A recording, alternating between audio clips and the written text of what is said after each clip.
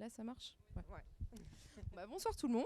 Bonsoir. Donc, voilà, on va vous parler donc nous du zéro déchet. Donc on va se présenter, donc chacune notre tour. Donc moi c'est Marie-Charlotte Bédelé, donc je suis pacsée, j'ai 2 enfants, j'habite bien sûr à Los Angeles, sinon c'est pas marrant.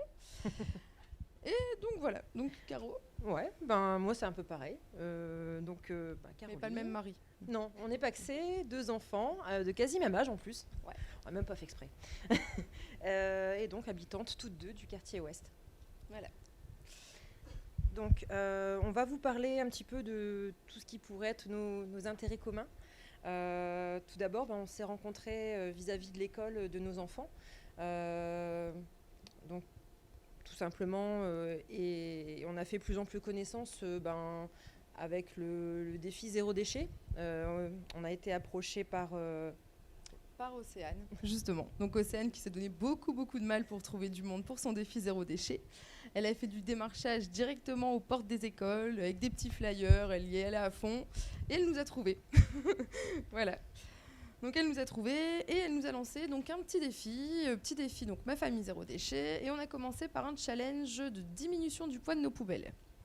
Donc là, parler comme ça peut paraître très gros, très grand, mais on était déjà engagés de base et simplement parce qu'on a une petite conscience qui nous dit que les zéro déchets, faut faire attention à ce qu'on consomme et à ce qu'on rejette.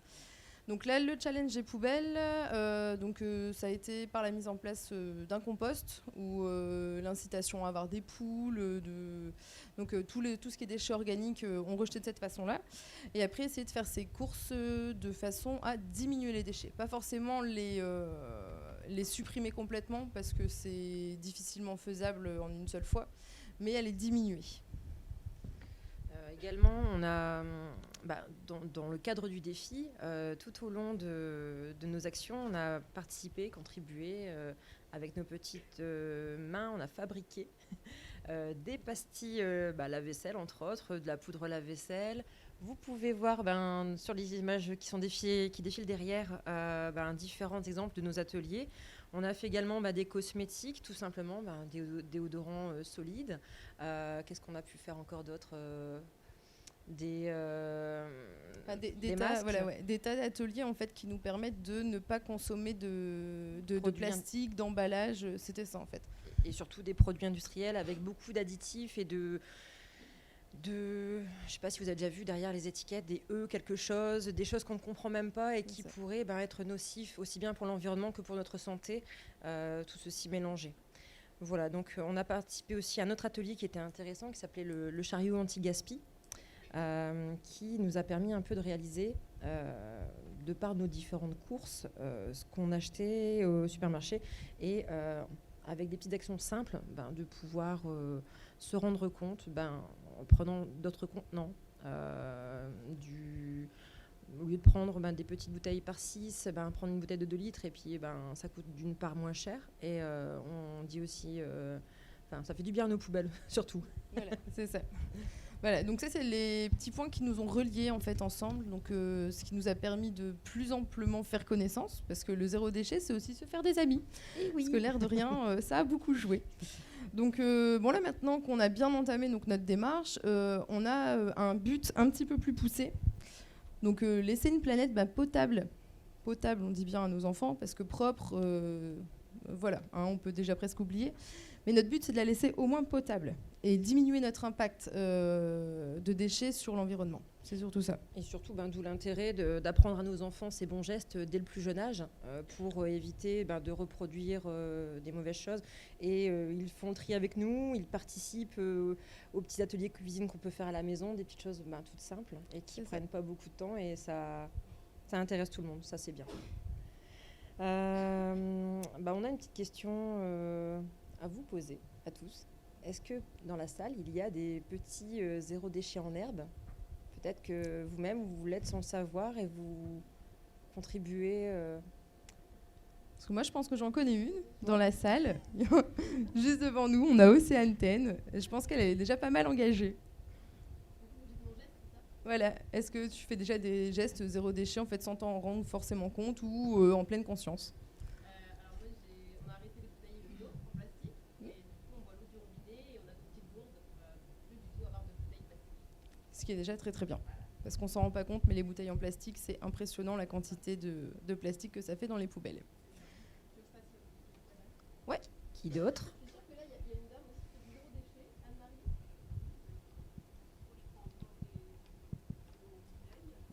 Ouais.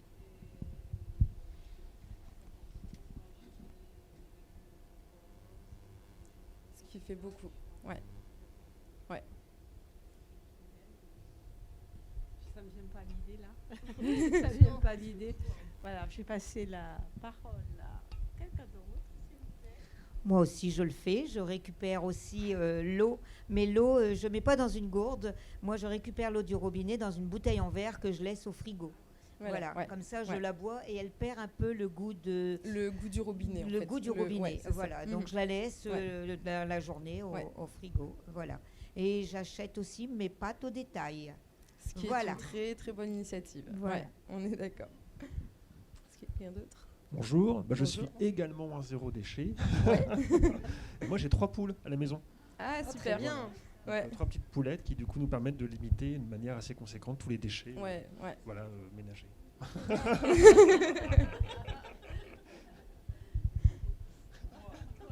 Il y a quelqu'un d'autre qui voudrait nous faire partager sa petite expérience? Oui, je rajouterais que je le bats parce que moi j'ai entre 6 et 8 poules suivant le cheptel. Ouais. Que donc il n'y a aucun.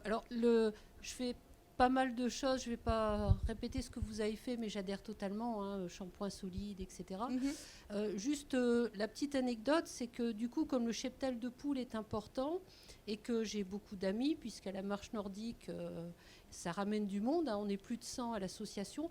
Des gens d'autres communes me ramènent leurs déchets alimentaires À la pour totale, donner à mes poules. Donc ça, voilà, on dépasse un peu le territoire lossois.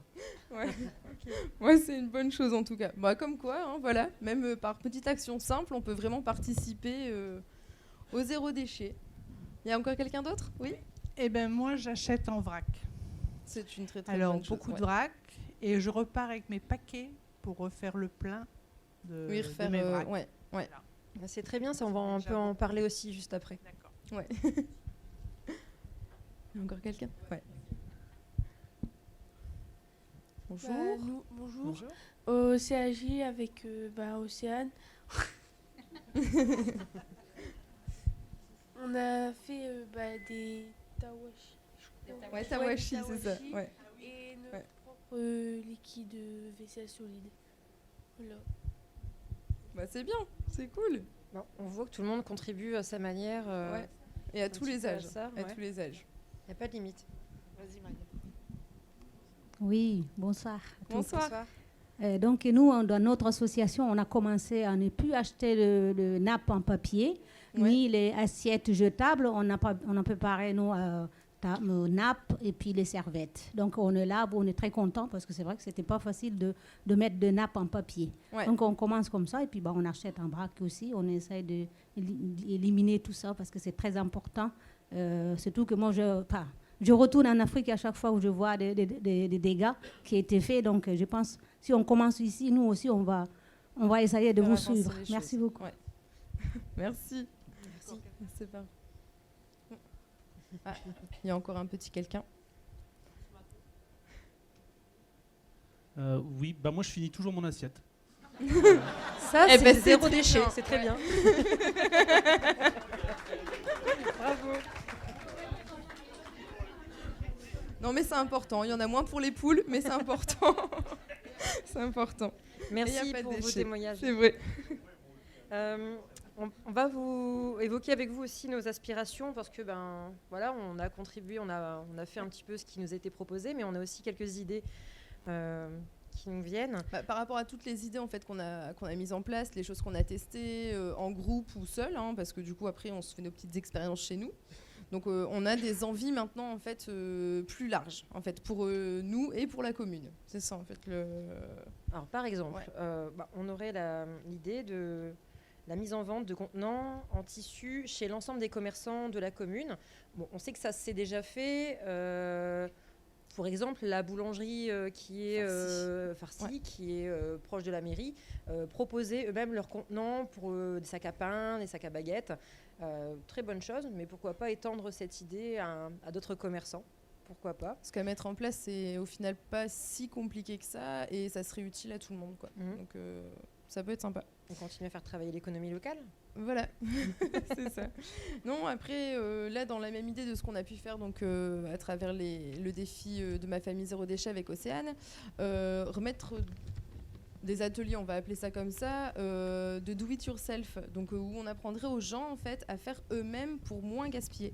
Donc par exemple des ateliers de bricolage, parce que parfois on ne sait pas forcément tous réparer quelque chose ou mettre une étagère, ou ça peut paraître tout bête, mais savoir le faire soi-même, ça peut nous faire moins gaspiller de choses à côté. Et on a sa petite fierté à le faire aussi. Voilà, une petite fierté à le faire. Non, après des ateliers de, comme on a fait, préparer chacun nos produits, tout ce type de choses-là, mettre en place un petit repair café, ce qui serait bien sympathique.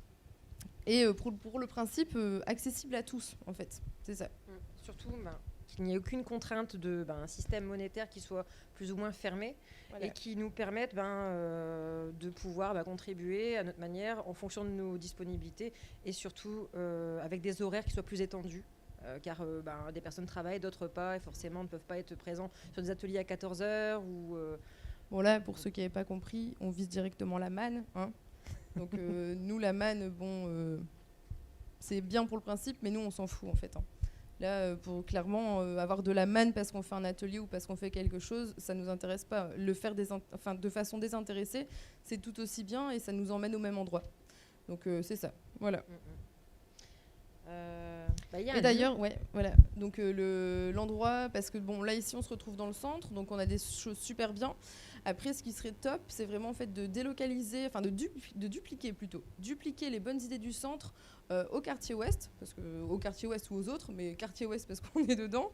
Donc dupliquer ces bonnes idées et divinement bien au cybercoin, parce que ça serait le lieu idéal pour faire tout ça, quoi. Là, ça serait vraiment bien. Et pourquoi pas des idées qui ont déjà été proposées dans d'autres villes qui ont fait leurs preuves et par exemple des gift box qui permettraient à des gens de se séparer d'outils ou de choses qui n'ont plus l'utilité et en échange de pouvoir récupérer des petites choses en voyant sur cet étal, oh tiens, ça m'intéresserait bien. Et dans la même idée, des boîtes à livres. C'est simple, mais ça incite les gens à donner et à redonner en fait, sans forcément qu'il y ait... c'est juste simple en fait. De manière totalement désintéressée. Voilà. C'est juste ça. Bon, alors après, il y a un deuxième point qui nous tient énormément à cœur, donc c'est l'école. Donc forcément, on se doute bien que l'apprentissage du zéro déchet, ça se fait pas du jour au lendemain. Nous, on est dedans depuis un bon moment, mais c'est pas pour ça qu'on est parfaite, très très loin de là. Il y a encore des tas de choses à faire. Et la chose la plus simple qui serait à mettre en place, ça serait d'initier nos enfants directement en fait, au zéro déchet, à la diminution des déchets et à la propreté tout du moins. Ça serait plutôt ça. Donc là, on s'est dit que mettre les idées en place dans les écoles directement, ça serait bien. Et on souhaiterait donc qu'il y ait une harmonie entre toutes les écoles de la commune. Et pour qu'il y ait une cohérence en fait concrète dans l'avancement de ce projet, il faut que chacun se donne la main en fait et avance ensemble. Donc les parents, les enfants, les enseignants, le personnel de maintenance des écoles, les intervenants extérieurs aussi qui viennent dans les écoles et forcément la commune. Sinon ça colle pas, ça n'avance pas. En même temps, l'idée a déjà été appliquée dans d'autres circonscriptions. Dans nos recherches, on a regardé un petit peu ce qui se faisait en France et on a trouvé au niveau de l'Académie de Lyon tout un schéma qui avait été mis en place et qui avait été appliqué aussi bien au niveau du rectorat, les communes et de manière descendante et appliqué au fur et à mesure. Et il y a eu une uniformité de cette façon de faire et ça je ne sais pas sur combien de temps ça s'est mis en place, mais le document qu'on a trouvé datait de 2015. Voilà. Sur combien de temps ça s'est fait, on n'a pas la réponse, mais à un moment donné, tous les acteurs se sont mis ensemble, main dans la main, et ont travaillé de manière vraiment intelligente à tout ça. Et Et ça, c'est fait. Et ça marche. Et ça, c'est fait. Et ça passe vraiment par des petites actions dans les écoles. Par exemple, les goûters en fait, zéro déchet, donc pas forcément imposer aux enfants de prendre des yop ou des compotes pommes-potes, mais plus un goûter fait maison, que ce soit une brioche ou... Oui, voilà. Enfin, mais pas forcément imposer des goûters en fait, avec des emballages et sur-emballages et qui sont pas forcément diététiques au final, quoi. Donc voilà. Après, on pourrait aussi demander aux enfants de nous raconter leur rapport aux déchets, afin de voir un petit peu comment eux le perçoivent et puis quelle est l'implication auquel ils voudraient, enfin, à quel niveau ils voudraient apporter leur aide, et nous dire, voilà, j'ai fait ça, j'en suis fière, enfin. Non, ça, puis après, rien qu'initier les enseignants, parce que nous, on s'en est rendu compte rien qu'en en parlant donc, à l'école où on se trouve, donc là, Samuel Merlin, que même les enseignants, en fait, ne faisaient pas le tri, que ce soit chez eux ou à l'école, on n'a pas de poubelle de tri. Donc déjà, rien que pour l'apprendre aux enfants, clairement, mets tout dans la même poubelle et puis vas-y, tasse et remets-en dedans, quoi. Donc, ça va aider personne. Donc déjà, avoir des poubelles de tri, donc c'est une demande claire. On veut des poubelles, s'il vous plaît. Voilà. Donc là, et puis après ça serait sympa de voir l'évolution d'un début d'année jusqu'à la fin. Les enfants nous racontent, témoignent de ce qu'ils ont fait, ou de ce qu'ils ne font pas et de ce qu'ils vont faire. Puis faire une petite expo, puis montrer aux plus sceptiques que clairement le changement est possible et que les enfants c'est la clé du résultat. Voilà. Et après, donc pour revenir clairement aussi sur l'école, pour l'harmonie des écoles, parce que là on parle, clairement on a envie d'être écolo, de les économies, tout ça, c'est super bien, mais faut vraiment le mettre en application, parce que là nous dans l'école, je vois économie d'énergie, on a des toits qui fuient, on a des courants d'air dans les murs phénoménaux, je pense qu'il faut harmoniser tous les idées et la pratique, bien qu'on sache que ça soit plus que compliqué, le truc, voilà. Mais ça serait une bonne idée. En tout cas, donc voilà. Et après, bon. on a le petit point sur le ménage écolo aussi. On sait que au niveau du ménage écolo, on sait qu'il y a des actions aussi qui ont déjà été mises en place. Donc pour les femmes d'entretien qui souhaitent participer au zéro déchet, donc elles se sont mises dans le mouvement et donc elles ont leurs produits qui ont été fabriqués donc par elles-mêmes. Donc elles vont les utiliser dans les écoles. Donc je pense que c'est déjà aussi un bon exemple en fait pour les enfants. On rentre dans l'école, ça pue pas le javel, c'est cool, quoi. C'est bien. Donc voilà. En tout cas, on vous remercie beaucoup de nous avoir écoutés, d'avoir partagé notre expérience avec nous. Et surtout, on espère vous avoir donné envie de vous lancer pour ceux qui n'ont pas encore fait, et de continuer pour les autres. Ça, puis dernier petit point, on souhaiterait remercier Océane, forcément. Merci. Parce que sans Océane, clairement, rien n'aurait été faisable du début jusqu'à la fin, clairement, et encore maintenant, de toute façon. Donc voilà, donc merci beaucoup. Merci.